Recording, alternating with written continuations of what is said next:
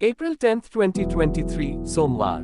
पास्का का 8वां पहला पाठ प्रेरित चरित्र 2:14, 22-33।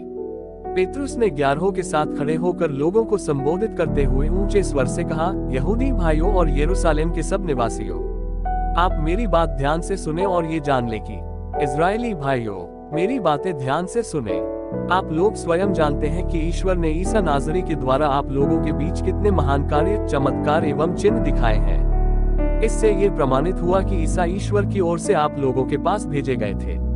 वो ईश्वर के विधान तथा पूर्व ज्ञान के अनुसार पकड़वाए गए और आप लोगों ने विधर्मियों के हाथों उन्हें क्रूस पर चढ़वाया और मरवा डाला है।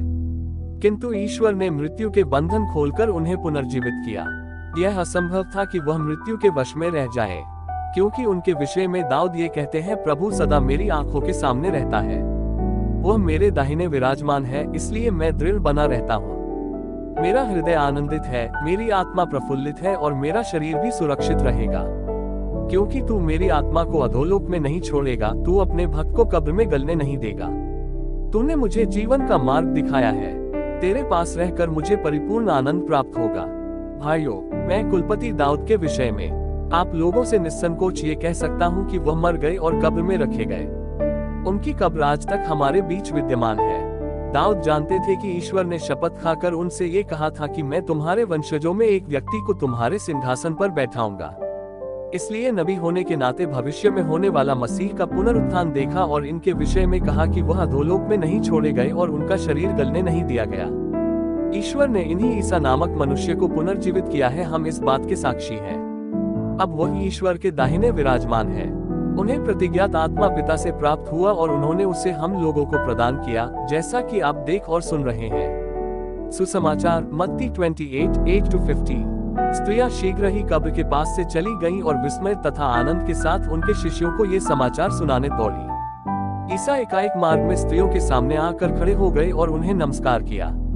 वे आगे बढ़ आईं और उन्हें दंडवत कर उनके चरणों से लिपट गईं। ईसा ने उनसे कहा, डरो नहीं, जाओ और मेरे भाइयों को ये संदेश दो कि वे गलीलिया जाएं।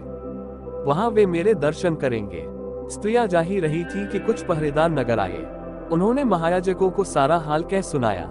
महायाजकों ने नेताओं से मिलकर परामर्श किया और सैनिकों को एक मोटी रकम देकर इस प्रकार समझाया, तुम लोग यही कहो कि रात को जब हम लोग सोए हुए थे तो ईसा के शिष्य आए और उसे चुरा ले गए।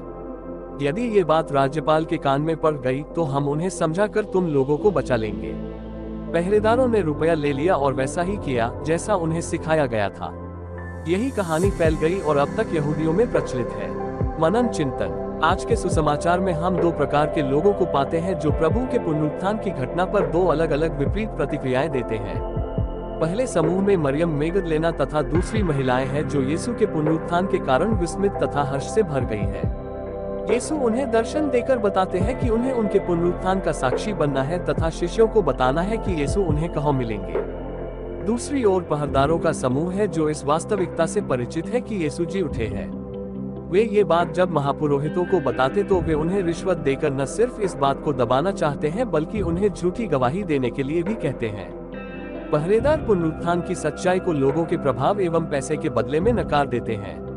वे इस घटना को अफवाह बताकर भी लोगों को इस सच्चाई से दूर रखना चाहते हैं।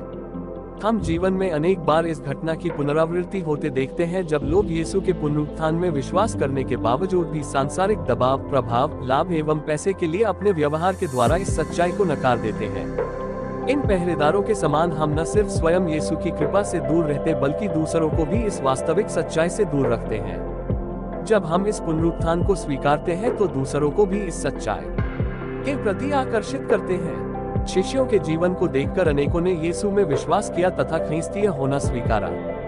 जब पेतरुस और यूहन्ना को जब कोड़ों से मारा जाता है तथा आदेश दिया जाता है ये उसका नाम लेकर शिक्षा न दे तो वे कहते हैं, आप लोग स्वयं निर्णय करें, क्या ईश्वर की दृष्टि में यह उचित होगा कि हम ईश्वर की नहीं बल्कि आप लोगों की बात माने, क्योंकि हमने जो देखा और सुना है उसके विषय में नहीं बोलना हमारे लिए संभव नहीं।